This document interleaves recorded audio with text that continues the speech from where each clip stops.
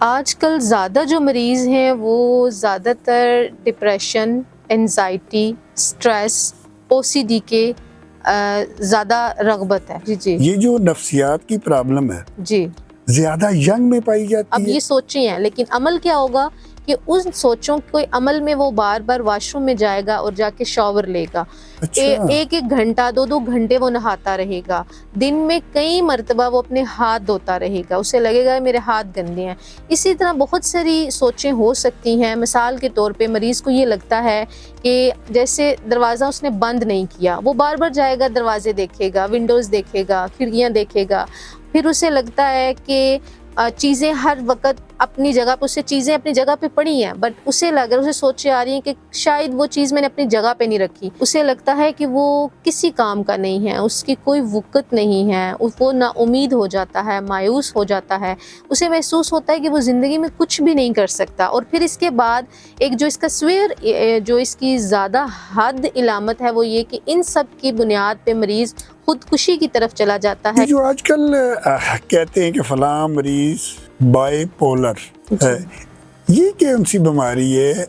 السلام علیکم ناظرین، آپ کا میزبان ارشد چودھری آج ایک نئے پروگرام اور ایک نئے مہمان کے ساتھ حاضر خدمت ہے۔ میرے ساتھ جو آج مہمان شخصیت موجود ہیں، میڈیکل کے شعبہ سے وابستہ ہیں، ان سے آپ کی ملاقات کراتے ہیں۔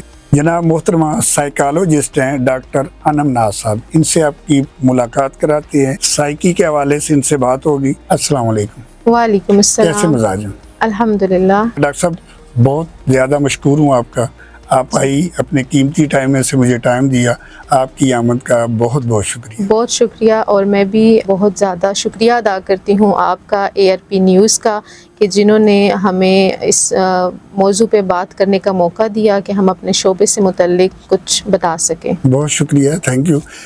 پروگرام کی طرف آتے ہیں۔ سب سے پہلے تو مجھے یہ بتائیں کہ شعبے تو بہت زیادہ تھے، یہ میڈیکل کا شعبہ چوز کرنے کے پیچھے کیا راز و نیاز ہیں؟ کون سی وجوہات بنی یا اس میں کون سی ایسی بات دیکھی کہ اس کی طرف رغبت کر لی؟ اس بارے میں کچھ ہمارے ناظرین کو بتائیں۔ جی، سوال تو آپ کا کافی اچھا ہے اور دلچسپ ہے۔ اصل میں میرا بچپن سے ہی شوق تھا کہ میں انسانوں کے بارے میں پڑھنا چاہتی تھی، اور پھر گھر والوں کا بھی ایک وش تھی کہ ان کی بیٹی، اسپیشلی میری والدہ کی وش تھی کہ ان کی بیٹی ڈاکٹر بنے، لیکن اس کے ساتھ ساتھ میرا اپنا بہت زیادہ شوق تھا انسانوں کے بارے میں پڑھنے کا، جس کی وجہ سے میں نے میٹرک میں سائنس کا انتخاب کیا، اور چونکہ اس وقت تو سائیکالوجی نہیں تھی، بیالوجی اور فزکس کیمسٹری تھی، تو اس میں انٹرسٹ ڈیولپ ہوا۔ جیسے جیسے میٹرک کیا، اس کے بعد FSc میڈیکل کیا، اور پھر فردر جب میرے سامنے ایک ایسا مضمون آیا جو کہ سائیکالوجی ہے، تو اس میں انسانوں کی نفسیات سے متعلق چیزیں تھیں، جس میں میرا شوق، میری دلچسپی پیدا ہوئی، اور میں نے اس مضمون کو چن لیا۔ پھر اس کے بعد میں نے گریجویشن کی سائیکالوجی کے اندر، اس کے بعد میں نے اسپیشلائزیشن کی کلینکل سائیکالوجی کے اندر، اور فردر پھر میں نے ٹریننگ کی 1.5 ایئرس کی CMH کھاریاں کینٹ سے، اور پھر اسی متعلق بہت سارے مختلف کورسز کیے اپنے شعبے سے متعلق، اور پھر تقریباً 5 سال سے میں نے پریکٹس کا آغاز کیا جناح میڈیکل اینڈ کارڈک کمپلیکس میں، اور یہ سارا سفر اس طرح سے گزرا۔ ٹھیک ہو گیا۔ مقصد یہ ہے کہ آپ کی بھی خواہش تھی اور والدین کی بھی، جی، دونوں کی مشترکہ تھی، اور آپ نے اس پہ شروع کر دیا، اور الحمدللہ اللہ کے کرم سے آپ سائیکالوجسٹ ڈاکٹر بن گئی ہیں۔ آ جائیں کہ کوئی بھی شعبہ آپ چوز کرتی ہیں، جی، پہلے اسٹڈی ہوتی ہے، پھر جاب آ گئی آپ کے شعبے میں، اس کے بعد یہ ہوتا ہے کہ ریگولر پریکٹس ہوتی ہے۔ جی، ریگولر پریکٹس کرتے ہوئے کتنا عرصہ ہو گیا ہے؟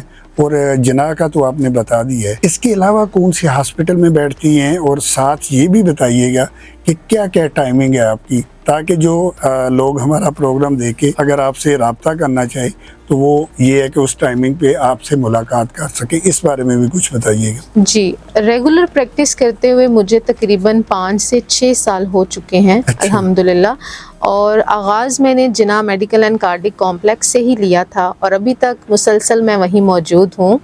اس کے علاوہ شروع میں نے مختلف ہاسپٹلز میں ٹائم دینا شروع کیا تھا، لیکن چونکہ اب مصروفیت بڑھ گئی ہے, مریض بڑھ گئے ہیں, تو اس لیے میں صرف اور صرف جناح میڈیکل اینڈ کارڈک کمپلیکس میں پریکٹس کرتی ہوں.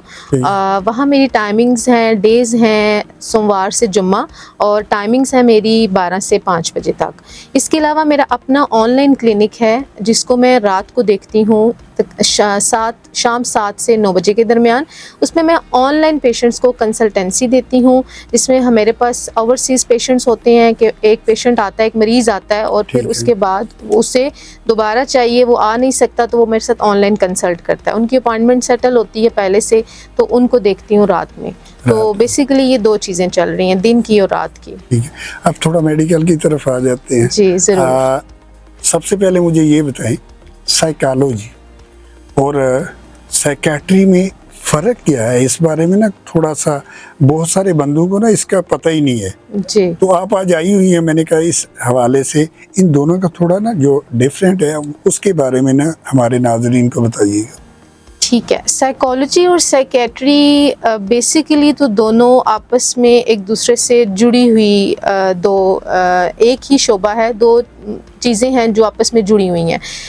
بیسیکلی دونوں ہی سائیکیٹری اور سائیکالوجی نفسیاتی مسائل کا ہی علاج کرتی ہیں. فرق اتنا ہے کہ جو سائیکیٹری ہے وہ انسان کے دماغی ہارمونز پہ کام کرتی ہے, اور وہ علاج کرتی ہے میڈیسن کے ذریعے, صرف اور صرف میڈیسن کے ذریعے. جو دماغ کے اندر ہارمونز میں تبدیلیاں آ جاتی ہیں, ہارمون کا بڑھ جانا یا کم ہو جانا, اس میں دوائی کے ذریعے مریض کے ہارمون کو بیلنس کیا جاتا ہے. یہ ہے سائیکیٹری. جبکہ سائیکالوجی یہ ہے کہ سائیکالوجی بھی نفسیاتی بیماریوں کا ہی علاج کرتی ہے, لیکن اس میں ہم بات چیت کے ذریعے, سائیکو تھراپی سیشنز اور کاؤنسلنگ کے ذریعے مریض کو بہتری کی طرف لے کر جاتے ہیں. ٹھیک ہو گیا. جی. یہ ہو گیا. آج کل زیادہ کون سی نفسیاتی جو بیماریاں ہیں آپ کے پاس, اس حوالے سے کون سے پیشنٹ کی جو ریشو ہے وہ زیادہ ہے؟ ایسے تو روٹین پہ تو ایک آ رہا ہے نا, لیکن کچھ ہوتا ہے کہ موسمی تبدیلی بھی ہوتی ہے, اور اس حوالے سے بھی ہوتا ہے کہ فلاں موسم میں یہ بیماری زیادہ زور کرتی ہے. اس حوالے میں کچھ بتائیے کہ زیادہ جو پیشنٹ ہے کن امراض کے آ رہے ہیں؟ جی. آج کل زیادہ جو مریض ہیں وہ زیادہ تر ڈپریشن, انزائٹی, سٹریس, OCD کے زیادہ رغبت ہے. اور اس سے بھی زیادہ کہوں تو میرے پاس جو زیادہ مریض ہیں وہ نوجوان یوتھ میں زیادہ پیشنٹس ہیں جو کہ ڈپریشن اور انزائٹی کے ساتھ آ رہے ہیں. اچھا ڈاکٹر صاحب, آپ بات کر رہی ہیں ینگ کی. جی. تو زیادہ پیشنٹ جو نفسیات کے ہیں یہ ینگ آتے ہیں؟ جی, زیادہ تر ایسا ہی ہے کہ یوتھ کافی زیادہ انوالو ہے ڈپریشن اور انزائٹی میں. نفسیاتی بیماریوں میں زیادہ رغبت ہے یوتھ کی, کیونکہ اس کے پیچھے ایک یہ بھی وجہ ہے مین کہ جو یوتھ ہے وہ اس چیز کو سمجھتی ہے کہ what is psychiatry and what is psychology, کہ سائیکالوجی کیا ہے اور سائیکیٹری کیا ہے. اور جیسے ہی انہیں اویئرنیس ہوتی ہے, انہیں سمجھ آتی کہ ہمارے مسئلے کا علاج تو صرف سائیکالوجسٹ کے پاس ہے, کہ ہم صرف اپنی بات جا کے سائیکالوجسٹ سے کر سکتے ہیں. وہ اپنی بات نہ تو اپنے والدین کے ساتھ کر سکتے ہیں, نہ وہ کسی اور کے ساتھ شیئر کر سکتے ہیں.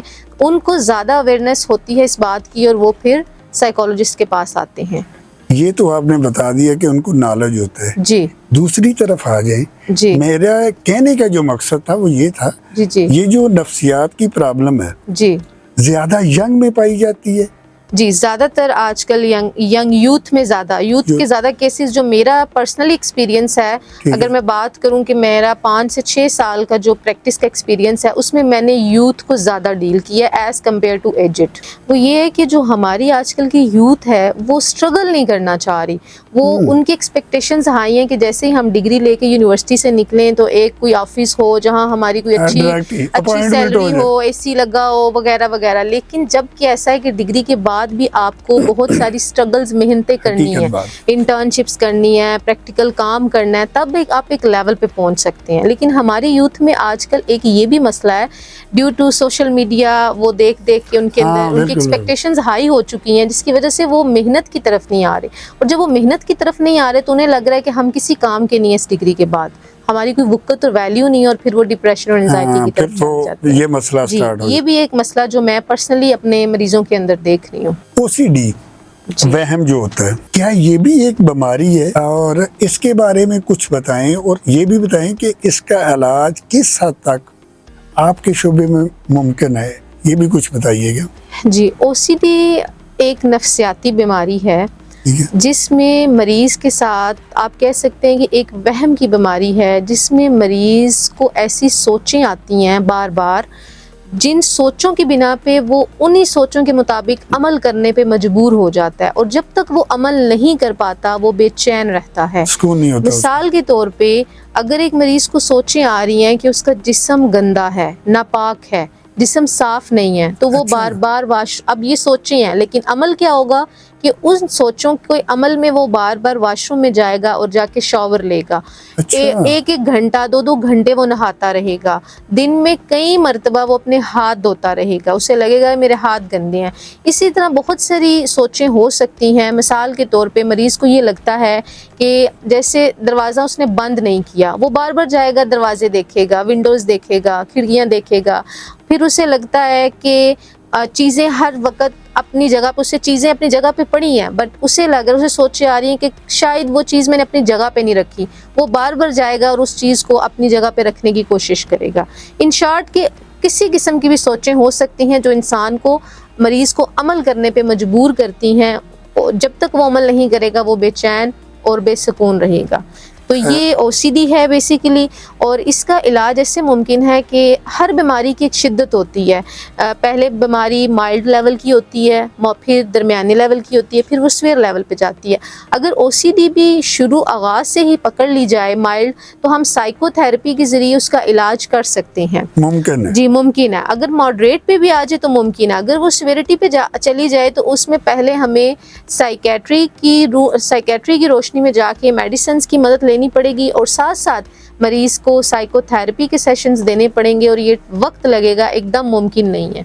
और फिर इसका इलाज मुमकिन है, साइकेट्री और साइकोलॉजी दोनों की रोशनी में इलाज मुमकिन है।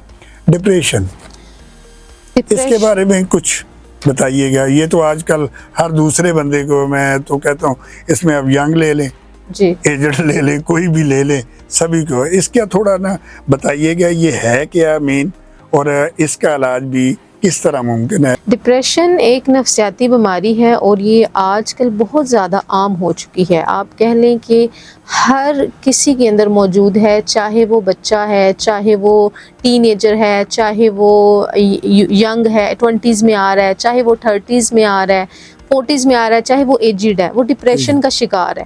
डिप्रेशन एक बीमारी हमारी सोसाइटी में बहुत ज़्यादा आम हो चुकी है। बेसिकली इस बीमारी में होता क्या है कि इंसान अपने माजी के बारे में सोचता है, जो वक्त गुजर चुका है वो उस पे सोचता है। ठीक है, अब इसमें मरीज़ को जो इलामात आती हैं वो ऐसा है कि माजी की वजह से, कुछ माजी में मसलों की वजह से उसे उसका किसी काम को करने पे दिल नहीं चाहता, किसी से बात करने को दिल नहीं चाहता, उसके अंदर कुछ गिल्ट्स आ जाते हैं, उसके अंदर सेल्फ कॉन्फिडेंस, खुद एतमादी की कमी आ जाती है, उसे लगता है कि वो किसी काम का नहीं है, उसकी कोई वक़्त नहीं है, वो नाउमीद हो जाता है, मायूस हो जाता है, उसे महसूस होता है कि वो ज़िंदगी में कुछ भी नहीं कर सकता। और फिर इसके बाद एक जो इसका जो इसकी ज़्यादा हद इलामत है वो ये कि इन सब की बुनियाद पे मरीज़ खुदकुशी की तरफ चला जाता है, क्योंकि उसे लगता है मैं किसी काम का ही नहीं हूँ, मैं कुछ कर नहीं सकता, वो खुदकुशी की तरफ जाता है। और इसीलिए हमारी सोसाइटी में अब खुदकुशी की रेशो बहुत ज़्यादा बढ़ चुकी है, और जो खुदकुशी की रेशो है वो भी नौजवान नस्ल में ज़्यादा बढ़ चुकी है। जैसे कि आप डिफरेंट न्यूज़ में हम सुनते हैं, बहुत सारी रिसर्चेस के अकॉर्डिंग भी हमारे सामने ये बात आती है। तो बेसिकली डिप्रेशन का इलाज इस तरह से मुमकिन है कि डिप्रेशन का इलाज भी हम साइकोथेरेपी के ज़रिए करते हैं। साइकोथेरेपी सेशंस में हम डिप्रेशन का इलाज करते हैं कि जो मरीज़ की सोचों के अंदर वायरस आ जाता है, उस वायरस को बेसिकली हम रिमूव करते हैं। अच्छा जी, आप कह लें कि जैसे कंप्यूटर है, कंप्यूटर में जब वायरस आता है तो क्या होता है, कंप्यूटर चल नहीं सकता। इसी तरह जब इंसान के दिमाग में, उसकी सोचों में वायरस आ जाता है, एक वायरस है ना, जब उसे लगता है कि मैं कुछ कर नहीं सकता, जब उसके सामने कुछ ला के सबूत रखे जाते हैं और उसके मुताबिक बात की जाती है, उसकी नफ्सियात के मुताबिक उसको डील किया जाता है, तो वो आहिस्ता आहिस्ता बेहतरी की तरफ आ जाता है। इलाज جی علاج ممکن ہے. میرے پاس ڈپریشن کے بہت سارے کیسز ہیں جو مریض پہلے دن جب آتے ہیں تو ان کی باتیں ایسی ہوتی ہیں کہ ہم بس ہماری امید ختم ہے, ہم جی نہیں سکتے, یہ زندگی ہمارے لیے ہے ہی نہیں. اچھا. جیسے 2 سے 3 سیشن الحمدللہ گزرتے ہیں, مریض بہت بہتری کی طرف چلا جاتا ہے. مریض یہ فیڈ بیک دیتا ہے کہ آپ ہیں وہ ہماری امید کی کرن, ہماری زندگی میں جینے کا سبب آپ ہیں. مریض ایسی ایسی کومنٹس کرتے ہیں, ایسی ایسی باتیں لکھتے ہیں کہ ہمیں بھی پھر پڑھ کے دیکھ کے خوشی ہوتی ہے کہ واقعی ہی ہم جو علاج کر رہے ہیں وہ علاج رنگ لے کر آ رہا ہے. ڈاکٹر صاحب ہوتا یہی ہے نا, اب دیکھیں نا ایک بندہ ہے اس کو یہ ہوتا ہے کہ میں نے مار جانا ہے, جی میں نے مار جانا ہے, میرا کوئی مقام نہیں ہے اس دنیا میں. یا یہ ہوتا ہے کہ کئی دفعہ جی فلان جو بندہ ہے اس کو سزائے موت ہوگی, وہ گن گن کے دن گزار رہا ہے, روز مار رہا ہے, روز جی رہا ہے. اگر اسی کو وہی جج کہتا ہے کہ نہیں جی آپ کی ضمانت ہوگی, جی سیم لائک اسی طرح ہوتا ہے نا کہ مریض جب آتا ہے ہر طرف سے مایوس ہوتا ہے, ہر طرف سے مایوس, ٹوٹا بکھرا اداس مایوس ہوتا ہے.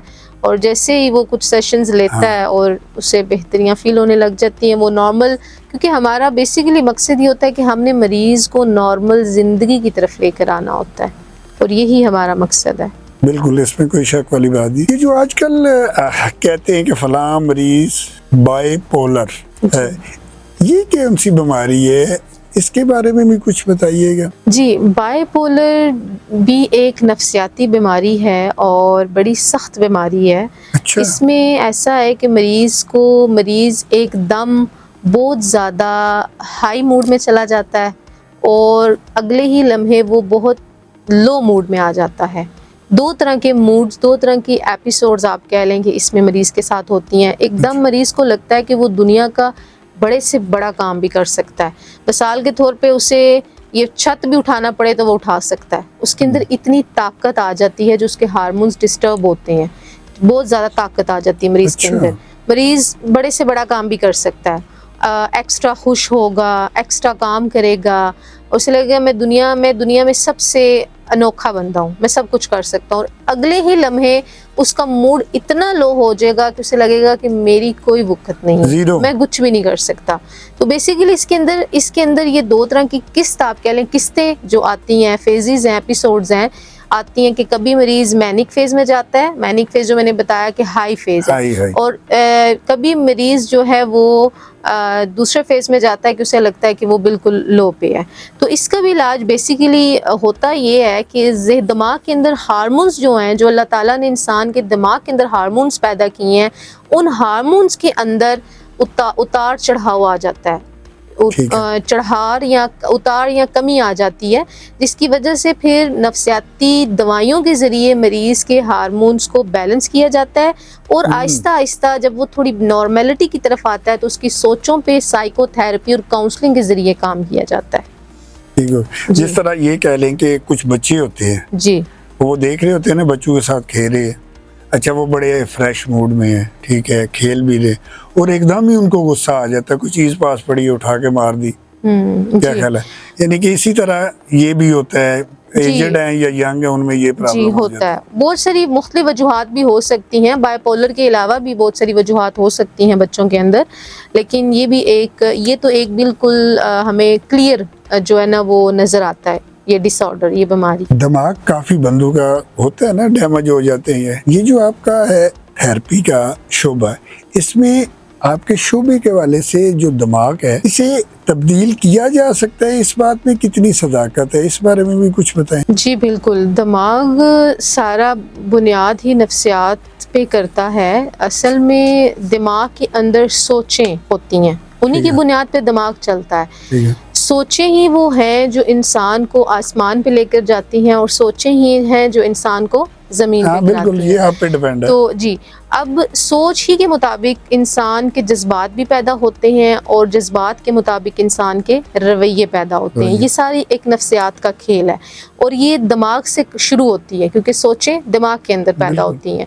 تو اس پہ ہمارا کام ہی مین سوچوں پہ ہوتا ہے, کہ اگر ہم سوچوں کو بدل سکتے ہیں تو پورا, کیونکہ جو دماغ اور جسم ہے ان دونوں کا آپس میں بہت زیادہ اسٹرانگ مضبوط کنیکشن ہے. جب ہم سوچوں پہ کام کریں گے تو دماغ آٹومیٹک ریلیکس ہوگا. جب دماغ ریلیکس ہوگا تو جذبات اور رویے اس کے مطابق کام کریں گے. تو سائیکو تھراپی کا کام ہی سوچوں پہ ہے، سوچوں اور جذبات پہ. تو بالکل اس میں ہم انسان کے دماغ کو بدل سکتے ہیں. بدل سکتے ہیں. جی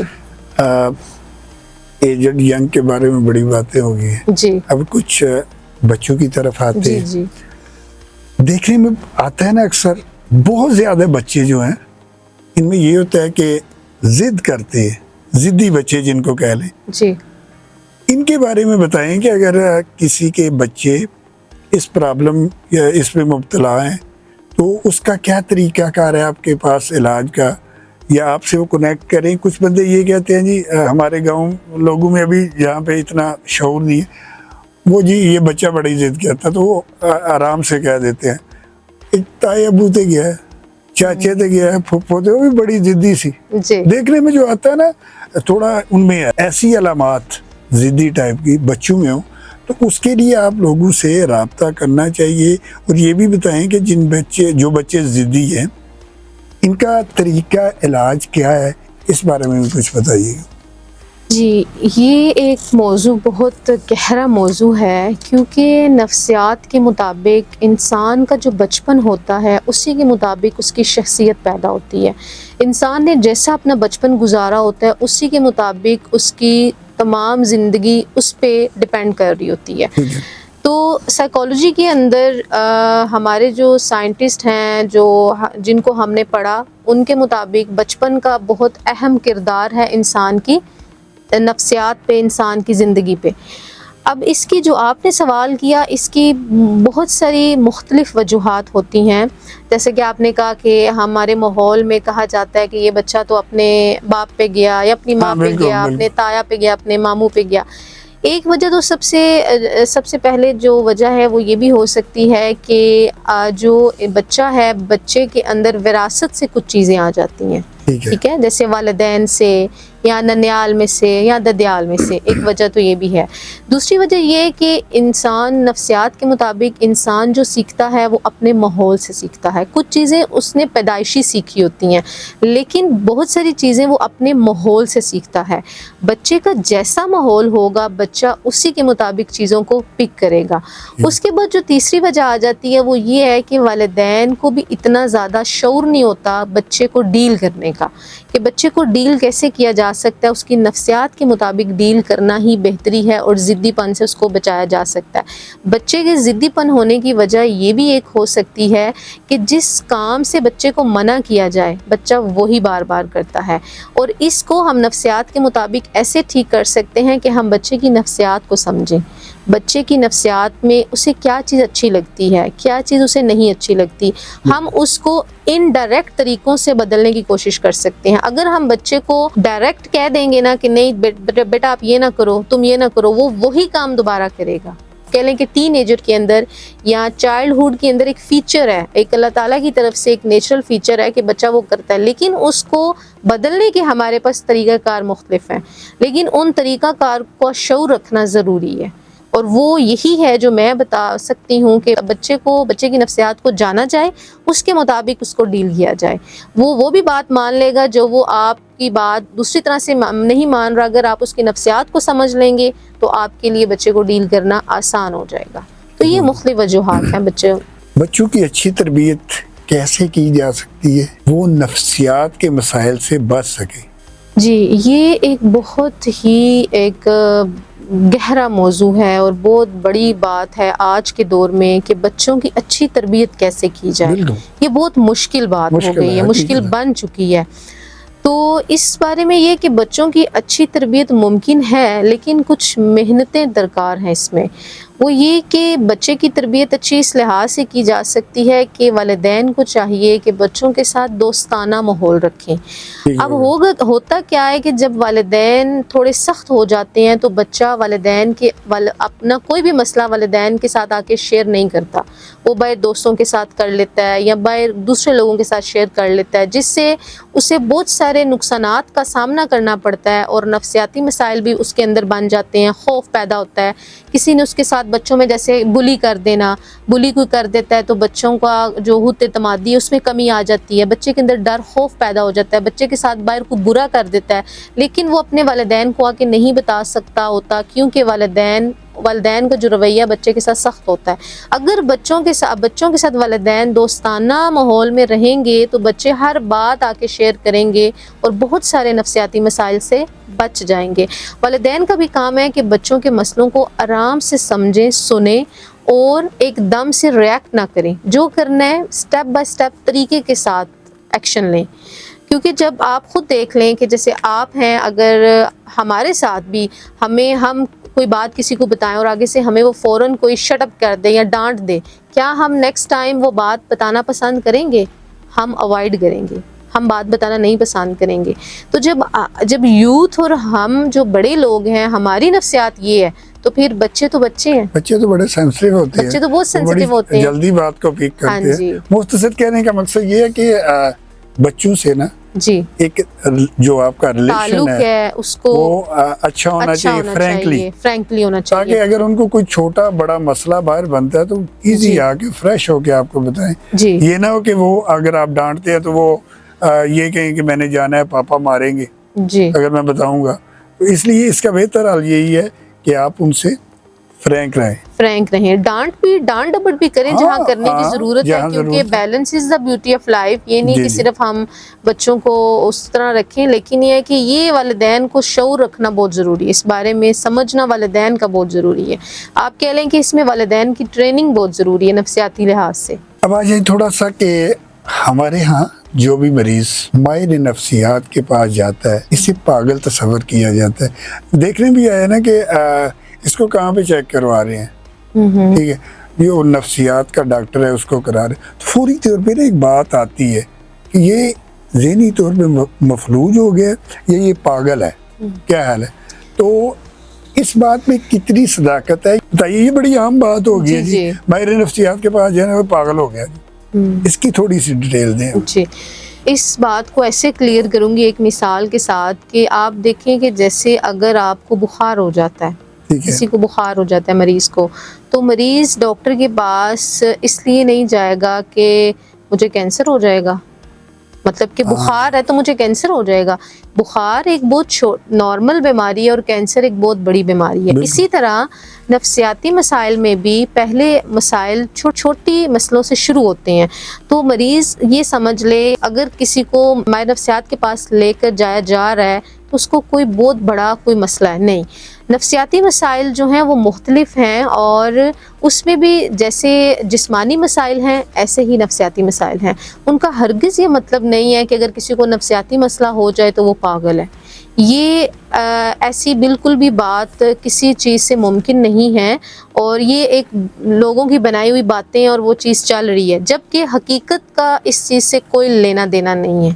ریسرچز کے اکارڈنگ، نفسیات کے اکارڈنگ، جیسے جسمانی بیماریاں ایسے ہی نفسیاتی بیماریاں، جسم اور دماغ دونوں کا آپس میں کنیکشن ہے۔ اگر جسم میں مختلف مسائل ہو سکتے ہیں، دماغ میں بھی ہو سکتے ہیں، تو اس کا ہرگز مطلب نہیں کہ اگر کسی کو بخار ہوا ہے تو ہم کہیں کہ اسے کینسر کی بیماری ہے، اور اسی طرح نفسیاتی مسئلے میں اگر کسی کو چھوٹا موٹا مسئلہ سٹارٹ ہوا ہے اور ہم اسے کہیں کہ وہ پاگل ہے، تو ایسا نہیں ہے۔ مقصد کہنے کا ہے کہ یہ بھی دوسری جو بیماری ہیں، بڑی سے بڑی ہیں یا چھوٹی، یہ بھی ایک بیماری ہے اور اس کا علاج ممکن ہے، اس کا علاج ممکن ہے۔ جو نفسیات کے مسائل ہوتے ہیں اس کے بارے میں بتائیں کہ جو ینگ ایج کے ہیں ان کا علاج جو ہے زیادہ ایزلی ہوتا ہے یا ایجڈ بندے جو ہوتے ہیں ان کا زیادہ ہوتا ہے؟ اس بارے میں بھی کچھ بتائیے گا، تاکہ اگر ینگ لائف میں یہ کام سٹارٹ ہو گیا تو بندے کو یہ نہیں ویٹ کرنا چاہیے ٹھیک ہو جائے گا، وہ جب ایجڈ ہو جاتا ہے تو بالکل ہی نکارا ہو جائے۔ اس بارے میں نا کچھ بتائیے گا۔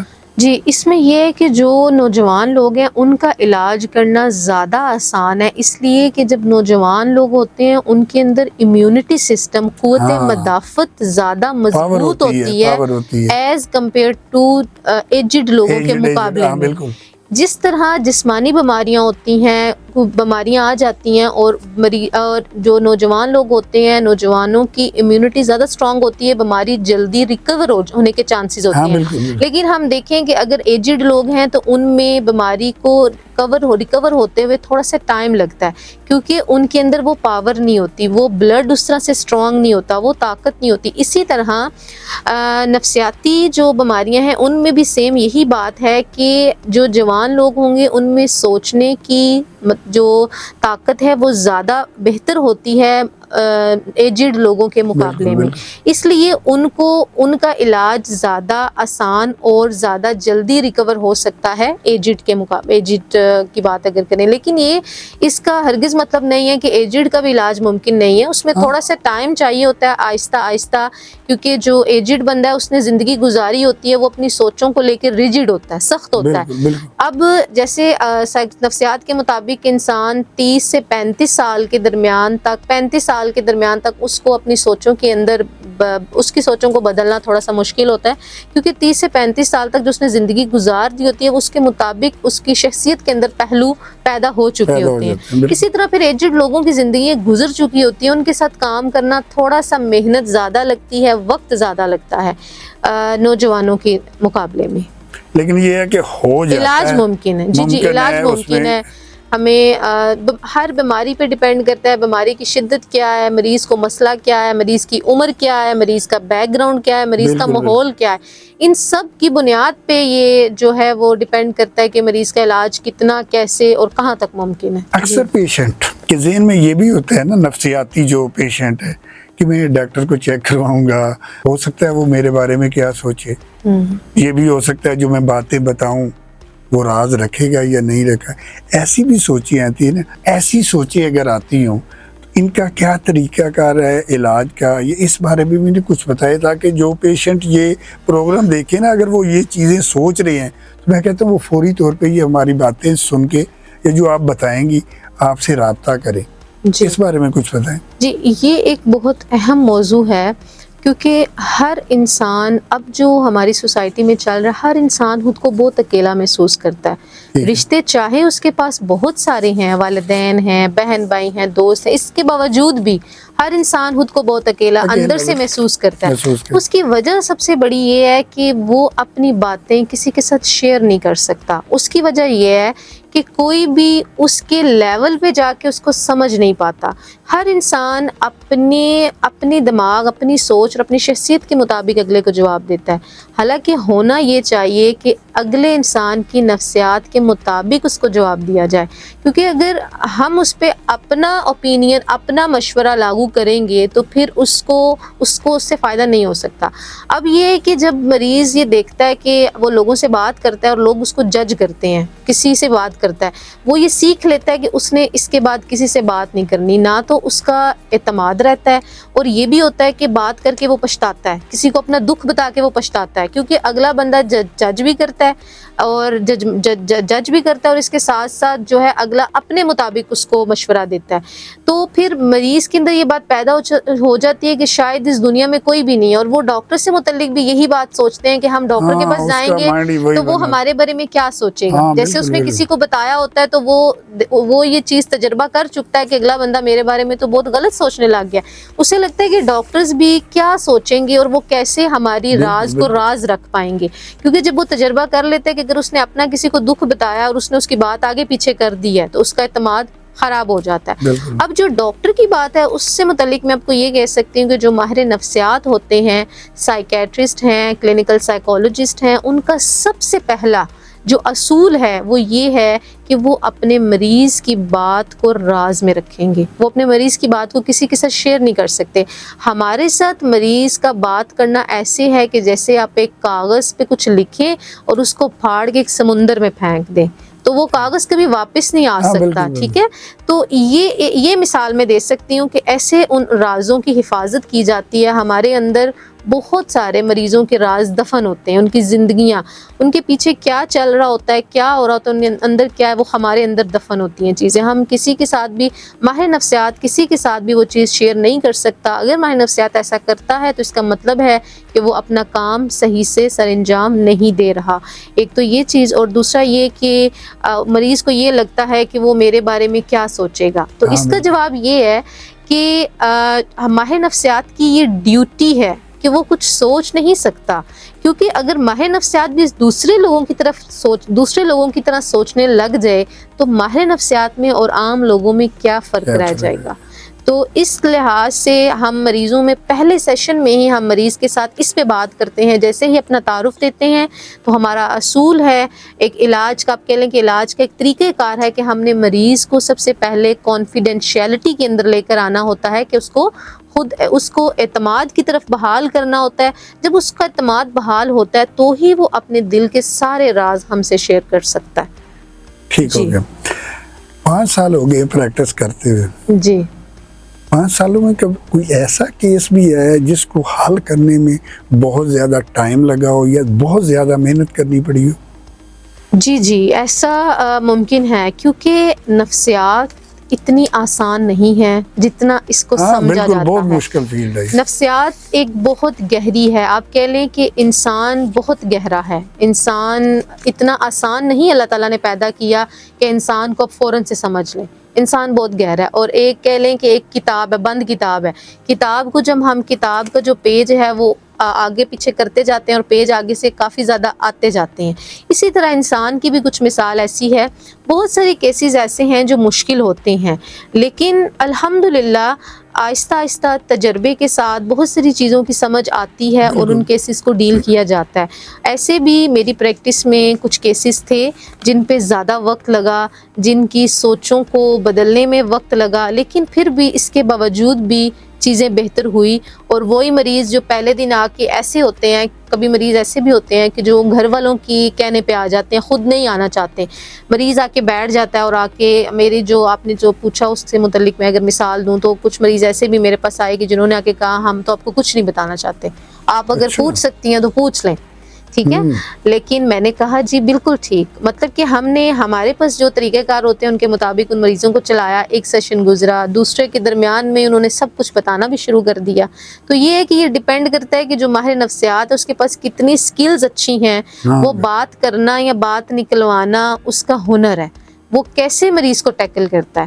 تو ایسے کیسز ضرور آئے ہیں اور بہت دفعہ ان کیسز کو ڈیل کیا گیا. لاسٹ پہ جی اپنی شعبے کے حوالے سے جی کیا پیغام دینا چاہیں گے؟ میں اپنے شعبے کے حوالے سے یہ پیغام دینا چاہوں گی کہ آج کل مسائل بہت زیادہ بڑھ چکے ہیں. اگر آپ کو کوئی بھی اپنا مسئلہ تھوڑا سا بتاتا ہے تو آپ کوشش کریں کہ اس کو ایموشنل سپورٹ کریں، جذباتی طور پہ اس کے جذبات میں اس کی مدد کریں تاکہ وہ ان بیماریوں سے بچ سکے. اس کو سنیں آرام سے، اور اس کو سننے کے بعد اس کی بات کو راز میں رکھیں. اس کے بارے میں غلط نہ سوچیں، اس کو جج نہ کریں، اور اس کو جو آپ جتنی کوشش کر سکتے ہیں اس کی مدد کرنے کی اپنے آن پہ اس کی کوشش کریں. لیکن اس کے مطابق جو ضرورت ہے اسے اس کے لیول پہ جا کے کوشش کی جائے تاکہ لوگ اب ان بیماریوں سے بچ سکیں اور لوگوں کے ساتھ اچھے رویے اختیار کیے جائیں. کیونکہ رویے ایکچولی الفاظ اور وہی سوچیں اور انسان بہت ٹارچر ہوتا ہے، اپنے ماحول سے ٹارچر بہت ہو رہا ہے. تو میں یہی کہوں گی کہ دوسروں کو اہمیت دی جائے، دوسروں کو رسپیکٹ دی جائے، دوسروں کو سمجھا جائے اور انہیں سنا جائے. ڈاکٹر صاحب ایک تو آپ کی آمد کا بہت شکریہ، اور یقین کریں بہت ساری ایسی باتیں جو میرے نالج میں بھی نہیں تھی، لیکن آپ کے آنے کی وجہ سے وہ میرے نالج میں بھی اضافہ ہوا ہے. اور مجھے امید بھی یہی ہے کہ جو ہمارے ناظرین ہمارا پروگرام دیکھیں گے بہت ساری ایسی باتیں جن کا ان کو بھی نالج نہیں ہوگا اور پروگرام کی وساطت سے ان کو پتہ چلے گا. اور میں ایک دفعہ پھر آپ کی آمد کا بہت زیادہ مشکور ہوں کہ آپ نے اپنے بیزی ٹائم میں سے مجھے ٹائم دیا. آپ کی آمد کا بہت بہت شکریہ. بہت شکریہ. اور میں بھی آپ کی بہت مشکور ہوں کہ جنہوں نے ہمارے شعبے سے متعلق بات کی، کیونکہ بہرحال یہ موضوع بہت ضروری ہے. تو بہت شکریہ آپ کا بھی، ARP نیوز چینل کا بھی، اور اللہ تعالیٰ بہت ساری کامیابیوں سے نوازیں آپ کو بھی. جزاک اللہ.